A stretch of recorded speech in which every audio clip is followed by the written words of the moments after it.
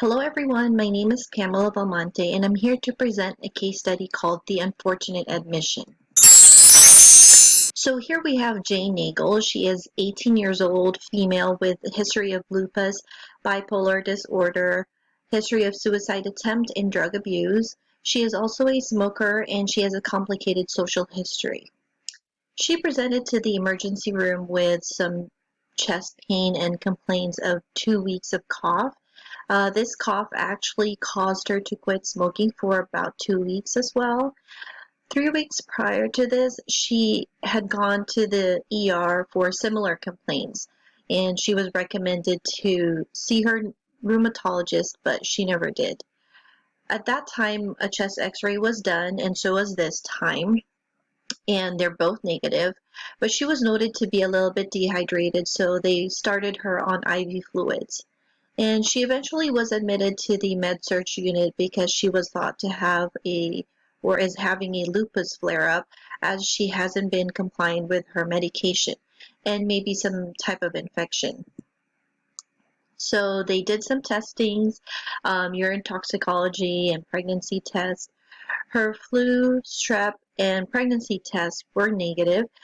She hasn't been started on an antibiotic at this time. The ER and the admitting doctor agreed that she is most likely having a lupus flare-up with a complicating systemic viral or urinary tract infection.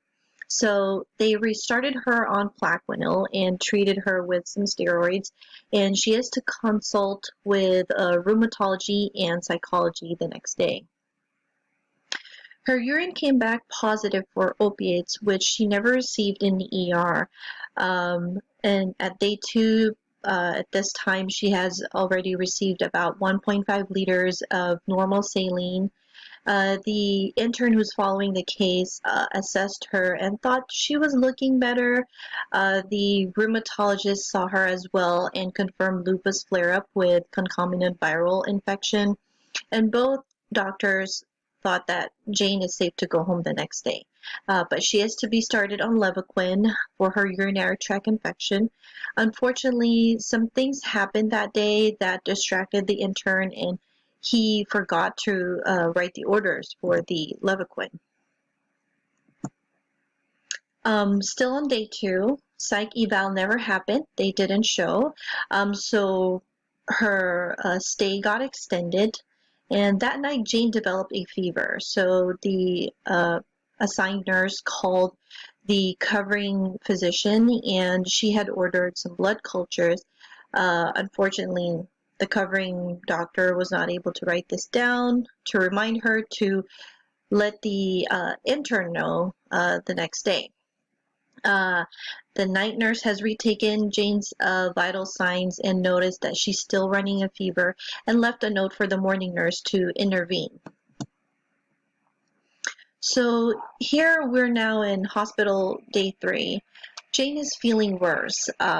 She has a fever, she's tachycardic, her O2 status decreased, and she's complaining of shortness of breath. But that morning, the intern was a little bit anxious to finish his day early. So first thing he did was to see Jane. He assessed her. Unfortunately, it is unknown if he checked her vitals or her labs before seeing her, because the hospital's electronic medical records, it's a little bit tricky. You are not able to tell if someone looked at the info in there, if it was checked or who checked it, and also if there's any pending results, you have to click an extra button to see it. So the intern had discussed Jane's case with the doctor, and unfortunately the intern provided the vital signs from the day before, so Jane's discharge was approved for that day. Also that day, Jane's nurse was new, and he didn't think to report the fever to the intern, because when he noticed that there was an order for blood culture the night before, his thinking was it's already known. So he didn't think to report the fever to the intern. Uh, so ultimately, Jane was sent home with the intern unaware of the pending labs, with the doctor unaware of the missed Levaquin, and with the new nurse not wanting to speak up because he's new and he's scared, and did not want to get the intern in trouble for missing the Levaquin. So now it's post-hospital. Jane has been discharged. The intern looked to see the blood culture and saw that the results came back and it was positive. So he had called Jane back to the hospital. Unfortunately, Jane is too exhausted, not feeling well. She hasn't started the Levaquin, and she doesn't have a ride ready to go. And the hospital does not have a way of bringing her back in. So eventually, Jane was able to go back to the hospital, but her return was delayed. And when she got to the hospital, her condition declined rapidly. Unfortunately, Jane passed away of septic shock in the ICU. This is a very sad case.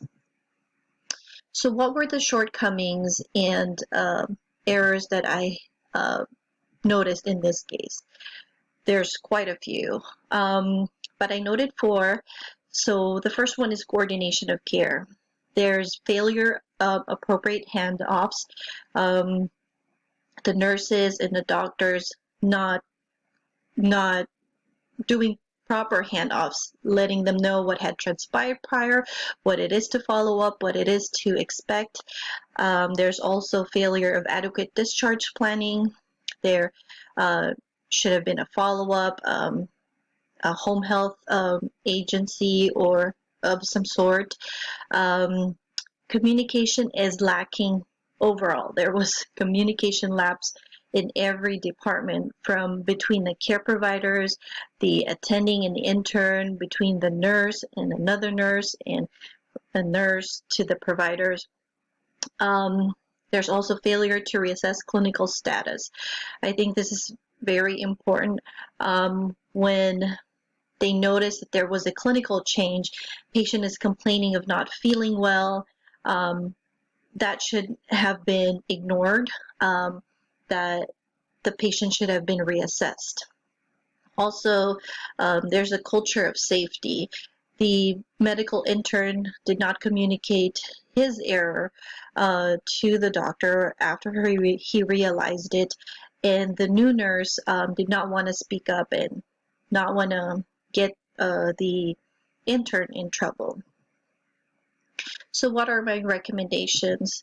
One is the assignment of a patient resource manager or case manager.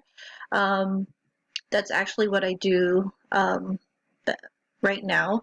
I am a nurse case manager, so I, at the beginning of, at the admission, I make sure I coordinate the patient's care among all the disciplines, and then throughout into the discharge. Another recommendation would be coordination between community, sober house, and hospital care team. So Jane lives in a sober living center, and there should have been a communication there when she was discharged, at least someone to look after her, because she was just discharged from the hospital. And also when they were asking Jane to come back, they could have communicated with the center.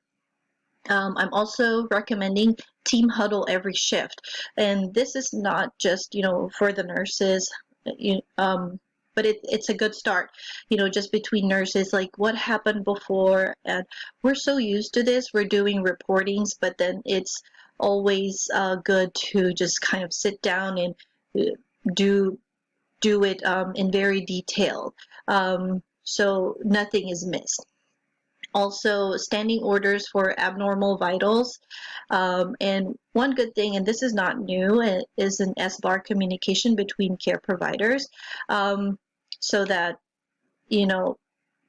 what had happened before and what had already been done, is communicated among the team.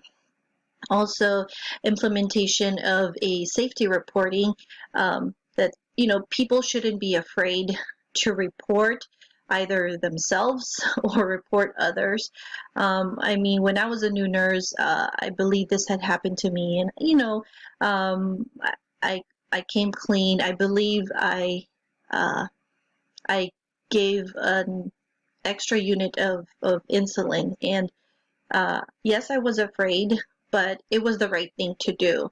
And I learned so much from it. And another thing is a more robust decision support system. So for this is more on their system, which I was hoping there would be an alert if there's a very critical lab result, or if a lab result is pending. Also, there should be some type of electronic signature, who has viewed it, and if someone was notified, so that everything is just secure. So what barriers may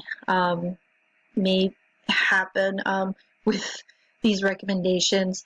Possibly, it's an expensive system. Not all systems. I don't think any system out there is perfect, but to get an improved one, a better one, is maybe quite expensive for an organization. Also, there's not always an extra person, like a patient resource manager, to handle all patients, but I believe pretty much all organizations have case managers and patient resource manager. And with nursing shortage, maybe it's a little bit of a barrier.